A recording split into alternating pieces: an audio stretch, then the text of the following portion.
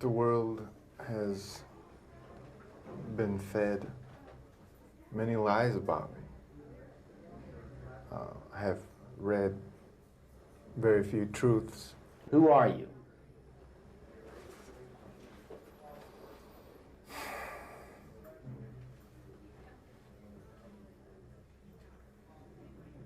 Just a guy.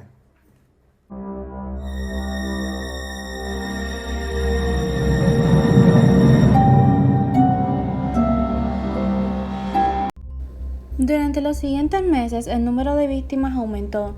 Había entonces una docena de personas que habían sido robadas, atacadas físicamente y sexualmente, con indicios además de la práctica de los rituales satánicos. Pero la constante presión mediática y policial ayudaba por las descripciones físicas de sus víctimas. Esto obligó a Ramírez a abandonar Los Ángeles en agosto.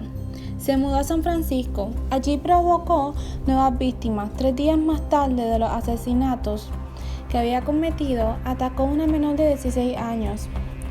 Fue sorprendida por Richard mientras se encontraba sola en su casa. Recibió varios golpes en la cabeza con una plancha antes de que Richard comenzara a estrangularla con un cable. Sin embargo, este comenzó a soltar varias chispas y Richard huyó de la escena y la dejó viva. Aunque la pobre chica tuvo que recibir 878 puntos para cerrar la herida que le había ocasionado Richard Ramírez. El 7 de julio, Richard Ramírez parecía estar frenético más que otras noches. Primero entró al lugar de Julie Nelson, una mujer de 71 años de edad, a la cual asesinó con golpes de puño y patadas en la cabeza. Poco después, escogió otra casa al azar que estaba ubicada en el mismo sector de su otra víctima. Sophie Tickman, de 73 años de edad, fue encañonada con un revólver y violada por Richard Ramírez. Pero en este caso, Richard Ramírez la dejó con vida. Cuando la policía llegó a la escena del crimen, sospechaban de que se trataba del mismo asesino. Sophie aseguró que el violador lo obligó a jurar por Satanás mientras abusaba de ella. El 20 de julio, el asesino se dirigió a Glendale. Entró a un hogar de Mason y Lilia Glendale, de 68 años y 76 años de edad. Nuevamente Richard los asesinó sin compasión. En la mañana siguiente, la hija de estas dos víctimas lo fue a visitar y encontró una escena horrorosa. Lilia, su madre, había recibido un disparo en el rostro y su cuerpo yacía en el piso, irreconocible. Mason, su padre, se encontraba sobre la cama y había sido atacado con un machete. Prácticamente Richard la había decapitado. Pocas horas antes, después de este terrible hallazgo en la casa de los Nim, se había reportado a la policía otro asesinato cometido esa misma madrugada. En Sun Valley, una pareja asiática llamada Chaineron y Sikoan fueron sorprendidas mientras dormían, ya que Richard había entrado por la ventana de la casa y Chaineron murió en el acto tras recibir un disparo en la cabeza, mientras que su mujer fue violada y sodomizada en repetidas ocasiones. El hijo de la pareja, de tan solo 8 años, escuchó los ruidos y se acercó a la habitación de sus padres. Richard lo amordazó y se llevó a su madre para que le indicara dónde escondía el dinero y los objetos de valor. Cuando la policía llegó a la casa, se enteró de que Richard obligó a la mujer a jurar por Satanás. Esto y más otra huella de zapato encontrada debajo de la ventana, exactamente la misma huella que fue encontrada en la otra escena del crimen, generó mucha agitación hacia los investigadores y la policía. Esta vez, las balas halladas en esta escena de crimen pertenecían a un revólver calibre 25. La policía y los investigadores estaban sorprendidos completamente.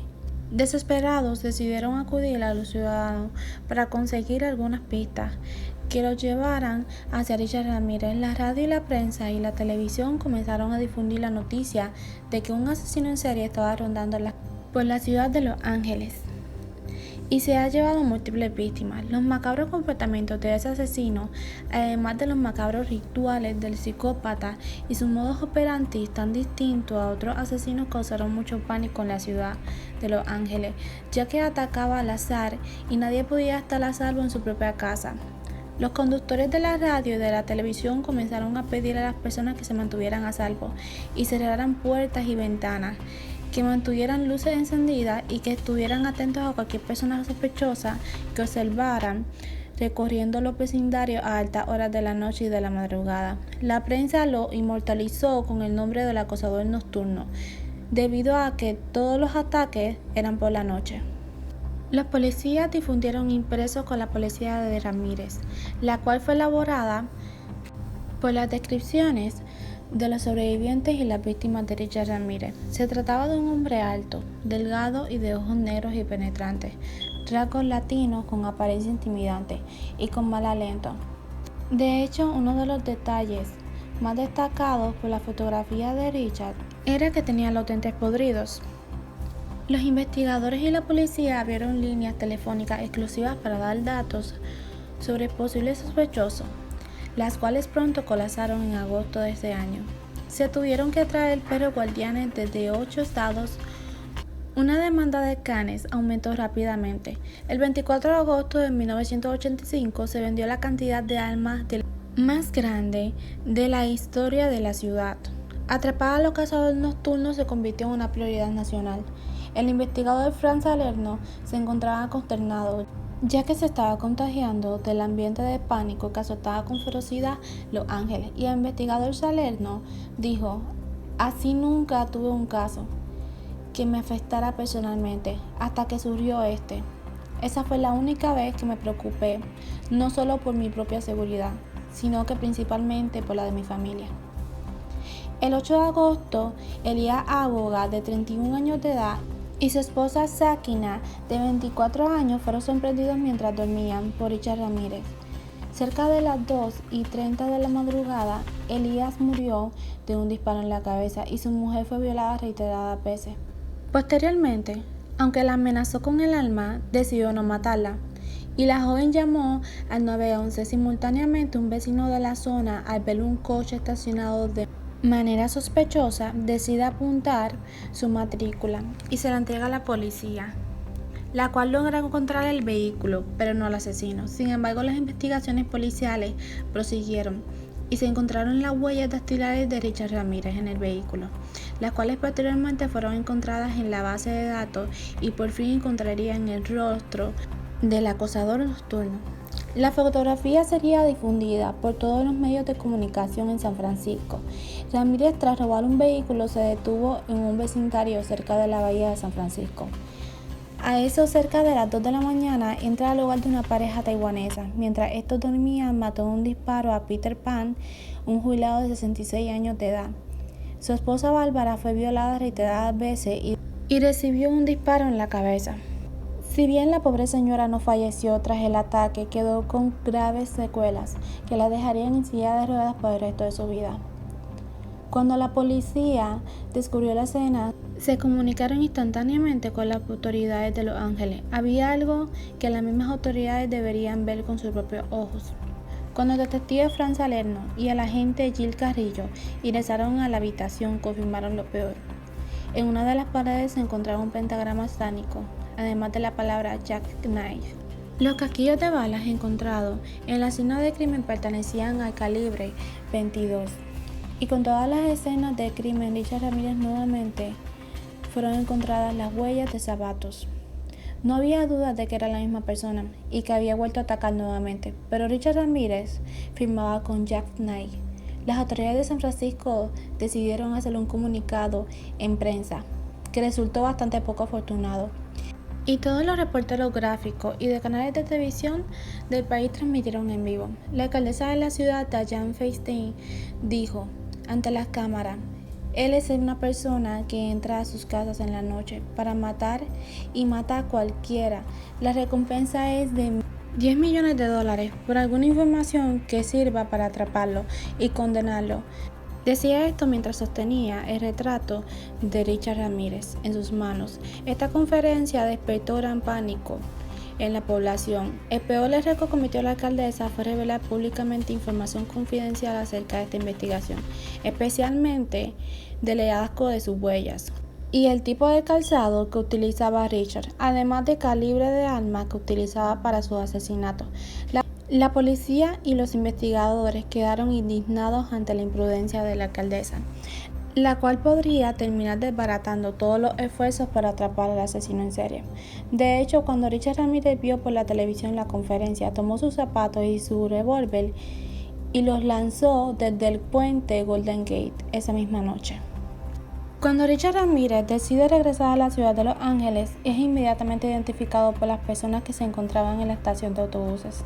Este intentó huir en un vehículo robado, pero la comunidad lo atrapó y en ese momento la policía tuvo que intervenir, ya que iba a ser linchado por la multitud de las personas que se encontraba allí. Durante la primera audiencia, Richard ante los tribunales, la cual fue transmitida en vivo, Richard eligió a 2 abogados únicamente porque eran latinos, ignorando el hecho de que sus abogados no tenían ninguna experiencia. Tras Richard oír las declaraciones, exclamó "Hail Satan". Poco antes, levantó su mano izquierda y mostró a las cámaras de un pentagrama satánico que se había dibujado en su mano, junto al número de la bestia, algo que tomó por sorpresa a todas las personas que estuvieron presentes. Resultaba evidente que Richard no se sentía arrepentido y de hecho se sentía orgulloso.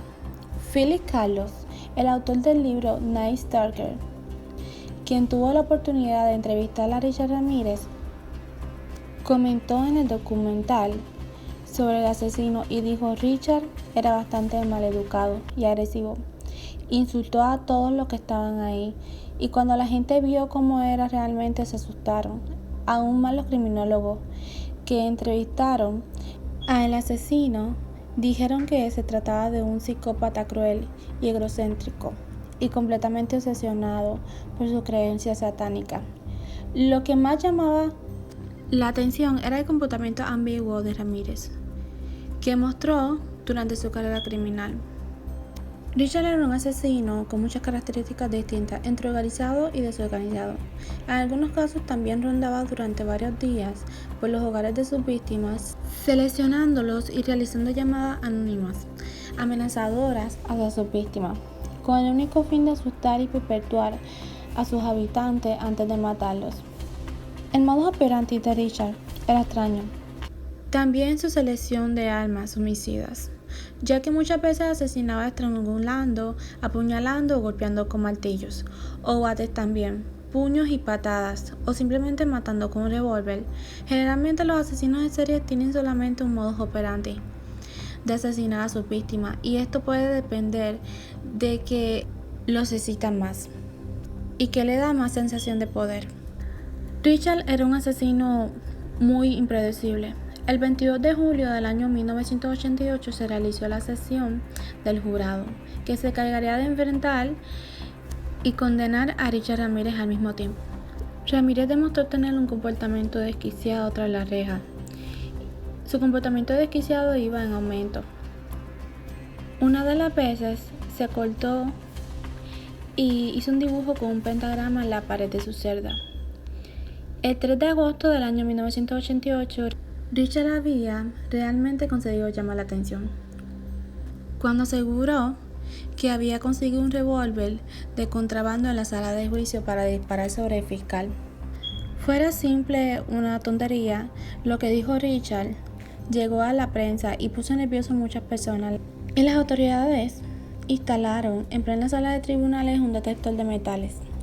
El 14 de agosto del año 1988, el juicio tuvo que suspenderse debido a que un miembro del jurado, Philip Monterrey, no llegó a la sala de audiencia. Pocas horas después se filtró la noticia de que Philip había sido asesinado a tiros en su apartamento, lo que causó mucho pánico y despertó una serie de teorías, las cuales eran que grupos de personas podrían estar ayudando a Richard Ramírez desde el exterior.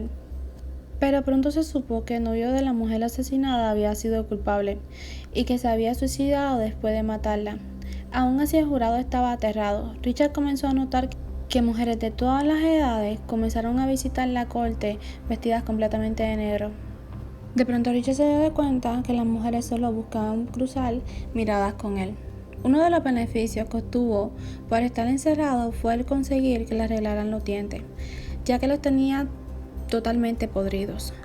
A cabo de una semana, Richard comenzó a vestirse para llamar la atención muy elegante y se dejó crecer el cabello. Y comenzaba a usar chaquetas de cuero, usaba lentes oscuros y hacía muchas muecas irónicas. Con el pasar de los días empezó a recibir cientos de fotografías eróticas y cartas de mujeres que le declaraban su amor, lo que terminó por inflarle más el ego. En sus siguientes apariciones, Richard se dedicó a insultar al juez y amenazar al jurado y burlarse de la familia de sus víctimas y coquetear con las mujeres que venían a verlo. Las veces que intervino fue para hacer referencia a sus creencias satánicas. En un momento llegó a decir que había cometido los crímenes inspirados por la música heavy metal que escuchaba principalmente AC/DC y Judas Priest, de donde sacó la idea de filmar uno de sus asesinatos con el nombre Jackknife, el nombre de una de las canciones de esta banda. La actitud de Richard con el cabo del tiempo se volvió más desafiante y no prestaba atención al juicio, que podría costarle su vida.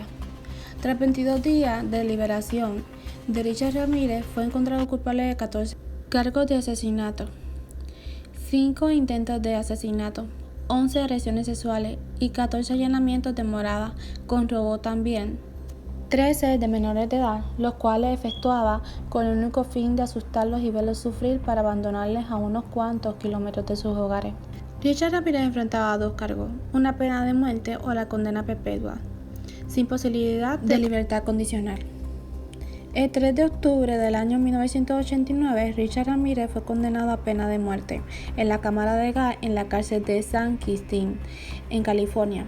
Tras conocer el fallo, Ramírez se dirigió hacia la corte. Por aquí verán el video de Ramírez y lo que dijo en la corte. Aún tras rechazar y ser condenado a pena de muerte, se demostraba desafiante. Luego de recibir su sentencia, se dirigió a las cámaras de televisión mientras era trasladado a su celda y dijo así: gran cosa, la muerte siempre estuvo en el territorio, nos vemos en Disneyland. La habilidad de Richard You don't understand me, you are not expected to, you are not capable of it. I am beyond your experience, I am beyond good and evil. Legions of the night, Nightbreed, repeat not the errors of Nightcrawler and show no mercy, I will be avenged. Lucifer dwells within us all. De provocar conmoción, continuó en tras la reja. Recibió cientos de cartas de chicas que aseguraban estar enamoradas de él. Incluso mantuvo relaciones con varias de ellas cuando le iban a visitar a la cárcel. Y finalmente, el 3 de octubre del año 1996, Richard Ramírez contrajo matrimonio con una escritora independiente llamada Doreen Dio. Después de ser puesto tras las rejas, Ramírez alegó que los 2 abogados que lo defendieron en el 1988 eran inexpertos, incompetentes e ignorantes, cosa que era cierta, y también dijo que merecía un juicio justo. Con el pasar de los años, el asesino comienza a sentirse nervioso ante la posibilidad de ser ejecutado. Sin embargo, Richard Ramírez murió el 7 de junio del año 2013, a los 53 años. Falleció por insuficiencia hepática, supuestamente producida por años abusando de las drogas y una infección crónica ligada a la hepatitis C.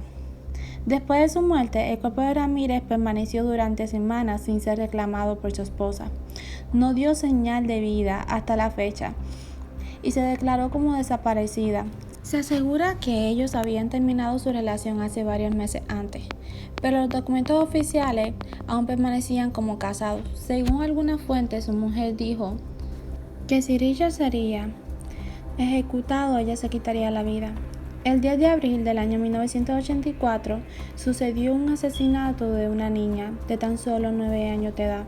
Fue registrado en un hotel de un distrito de Tenderloin, en San Francisco. El cadáver de la menor fue hallado colgado de las cañerías del sótano. Había sido golpeada y violada y apuñalada hasta la muerte. Este horrible asesinato fue adjudicado hasta el año del 2009, cuando por medio de las pruebas de ADN se comprobó que fue cometido por Richard Ramírez. Hasta entonces nunca figuró como uno de los crímenes del acosador nocturno. Si bien Richard Ramírez fue adjudicado por 14 asesinatos, los investigadores aseguran que podría haber cometido unos 20 en total. Sin embargo, el alto costo del juicio impidió que siguieran investigando. Y a continuación, esta vez les dejaré un poco de la entrevista que le hicieron al acosador nocturno. And programmed like a computer at being nothing more than puppets.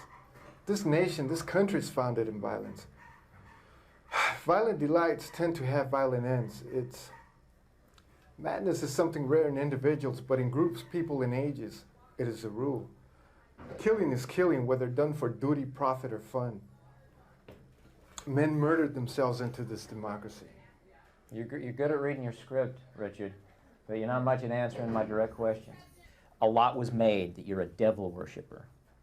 Do you worship the devil? Have you ever studied Satanism? There are different sects of Satanism.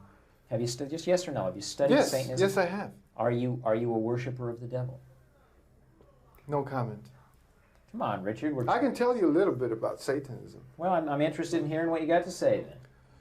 It is undefiled wisdom instead of hypocritical self-deceit. It is power without charity. A Satanist admits to being evil. Do you admit to being evil, Richard? We are all evil in some form or another. Are we? No olvides suscribirte, darle like y dejar tu opinión siempre con respeto a la víctima y a su familia. Muchas gracias.